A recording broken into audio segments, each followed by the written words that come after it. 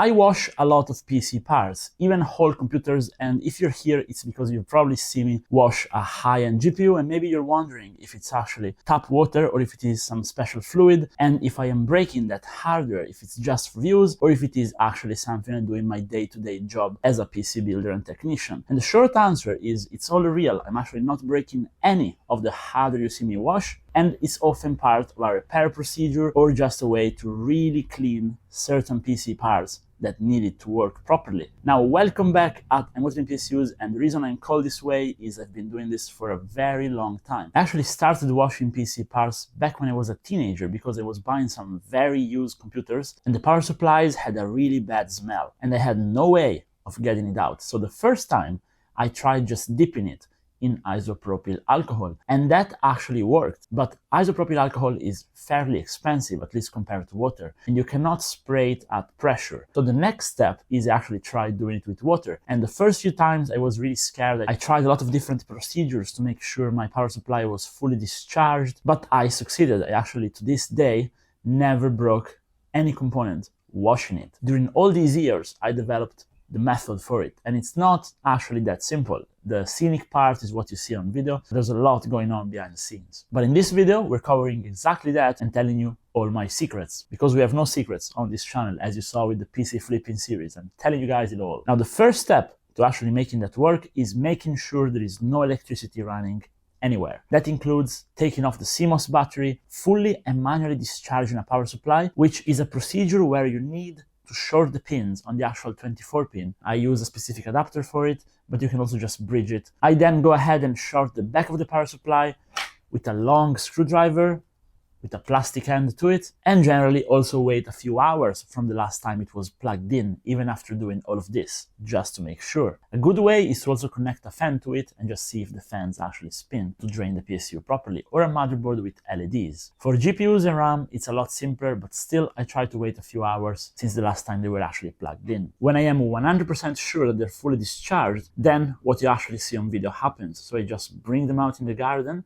I spray them with pressurized water. But watch out, I don't use a pressure washer, I just use the garden hose. And with that, it's okay. With pressured water, you can actually break hardware very easily. You can get rid of paint, you can even damage pins and capacitor in sockets. That's too much pressure. You don't really want to use too much pressure, but a little bit of pressure is actually the key for this to work, because some kind of dirt, especially if the user was a smoker or something like that, is just very hard to get out. And even if you use brushes and isopropyl alcohol pads, it's still so complicated to actually get something properly clean, and washing it down is the only way to get it actually perfect. However, after washing it, that's the fun and easy part. There is a lot going on to actually getting the hardware to work again. And the key part is to dry it fast. Now, I don't point a blower at it and dry it out like that, but what I do is, if it is a full PC, I immediately after washing it dismount it, and then probably also wash the dismounted components once again to make sure they're clean. Then,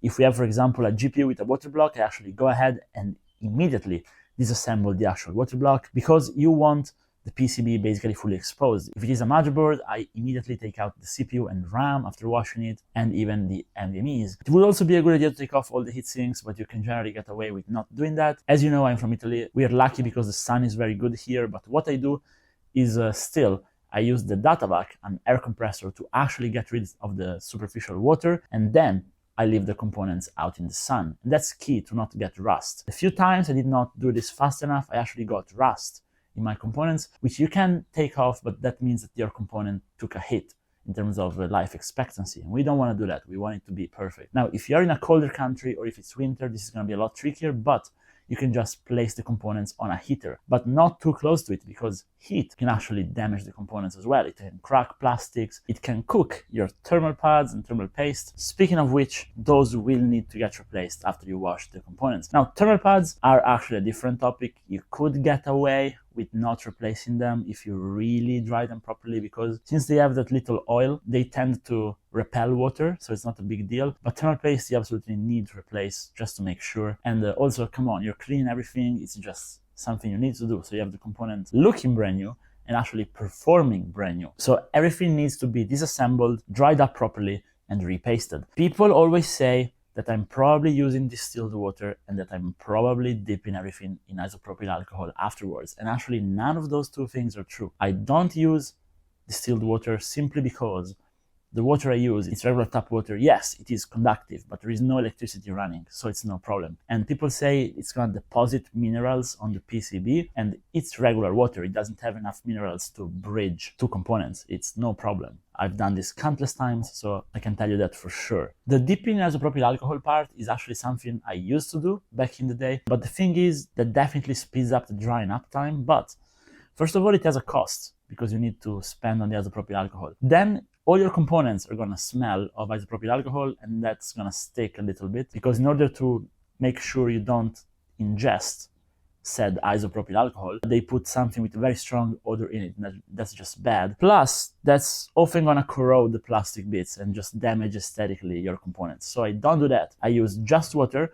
but sometimes you will catch me using soap, and that's a completely different topic. Now, soap will indeed leave residues, and those can damage your hardware. So if you're using soap, for example, in a pot, you will then need to take your GPU out of it and just spend some time blasting water through it. You want to make sure there's no soap left before you let it dry. This is very important. But as long as when it's dry is fine, you can do basically whatever you want to it when it's wet. Don't clip this, okay, please. So in short, this is how I do it. And what can you wash?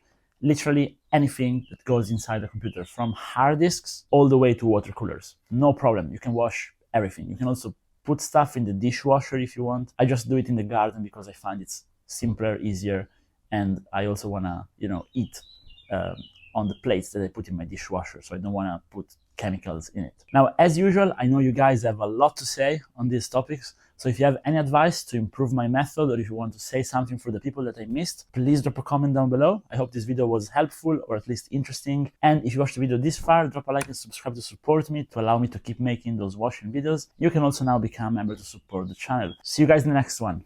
Bye bye.